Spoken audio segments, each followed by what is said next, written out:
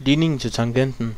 Vi vil gerne bestemme ligningen for en tangent til funktionen 4x i anden minus 2, som går gennem punktet P med første koordinatet 3 og andet koordinatet f af 3. F af 3 er altså vores y-koordinat, som vi ikke kender i øjeblikket. Vi vil først finde tangentligningen. Det gør vi ved at differentiere vores funktion herop, så den kommer til at hedde f mærke af x er lige med x i anden differentieres til 2x, så vi siger 4 gange 2x minus, og 2 er en konstant, så det differentieres til 0. Minus 0. Så f mærke af x er lige med 4 gange 2, det er 8. Så er det 8x minus 0, som vi ikke behøver at skrive. Så vores differentierede ligning hedder altså f mærke af x er lige med 8x. Vi vil gerne finde tangentligningen. Det gør vi ved at indsætte første koordinatet herop, som hedder 3, ind i vores differentierede ligning. Så vi siger f mærke af 3 er lige med 8 gange 3. F mærke af 3 er 24. Så nu har vi fundet tangentligningen. Så nu hedder vores ligning til tangenten y er lige med 24x plus b.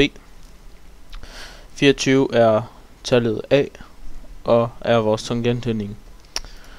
Nu vil vi gerne finde anden koordinatet f af 3. Det gør vi ved at indsætte første koordinatet her, som hedder 3, ind i vores funktion heroppe. Så vi siger f af 3 er lige med 4 gange 3 i anden minus 2. F af 3 er lige med 3 gange 3 det er 9, og 4 gange 9 det er 36, så det hedder 36 minus 2. F af 3 er lige med 34.